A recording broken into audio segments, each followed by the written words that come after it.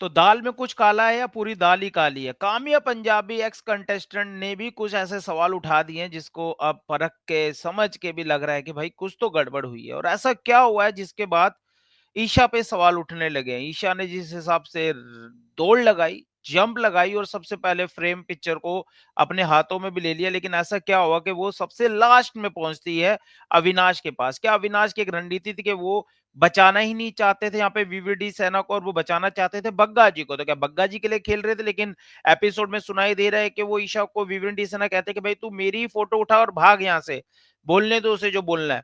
तो ये चीजें भी दिखे। लेकिन अगर हम इसे क्रम भाई अगर रैंक द्वारा समझने की कोशिश करें इस भागदौड़ को, जिसपे काम्या पंजाबी ने भी सवाल उठाया कि भाई वो जानबूझ के स्लो हो गई थी क्या ईशा? तो ऐसा ही कुछ दिखने को मिल रहा है।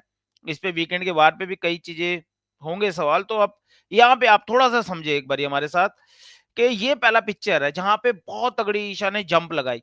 नंबर वन पे थी यहाँ पे, जंप लगाती है, नंबर वन पे थी।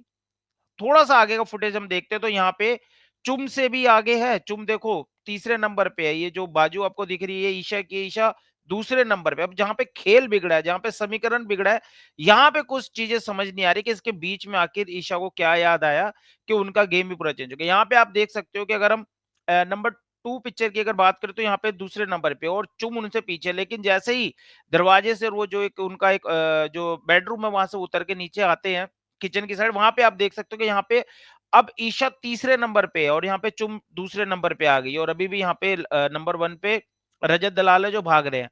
तो यहाँ पे कुछ चीजें बिगड़ी है कि जैसे यहाँ से शीशे के बाहर दिखते हैं, तो अगर इसके पहले कम फुटेज देखे तो यहाँ पे नंबर दो पे ये चुम आपको देख सकते हो, नंबर तीन पे चुम, और ये जो बाजू आपको दिख रही है वो ईशा की है।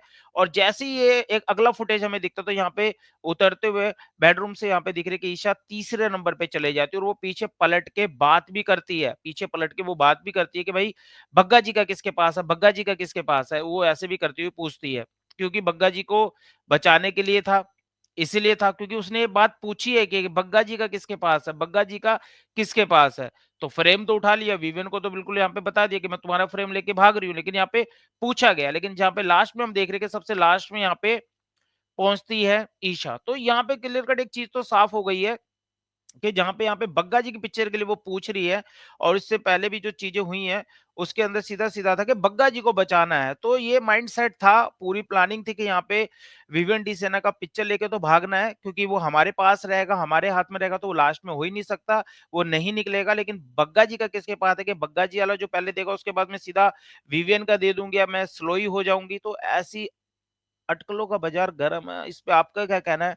कमेंट करके जरूर बताएं क्योंकि बेडरूम से जो अगला फुटेज दिखता है वहां पे तीसरे नंबर पे ईशा क्यों हो जाती है, बग्गा जी की पिक्चर के लिए क्यों पूछ रही है, और वो बग्गा जी की दे देती उसके बाद वो देना चाहती थी फ्रेम जिससे वो दोनों सेफ हो जाए। लेकिन यहाँ पे गणित बिगड़ गया अविनाश जी का, और अविनाश का गेम प्लानिंग थी क्योंकि उनके दोनों ही खिलाड़ी, दोनों ही ग्रुप के मेंबर बग्गा जी हो या फिर विवेंटी सेना हो, नॉमिनेशन के जाल में फंस गए।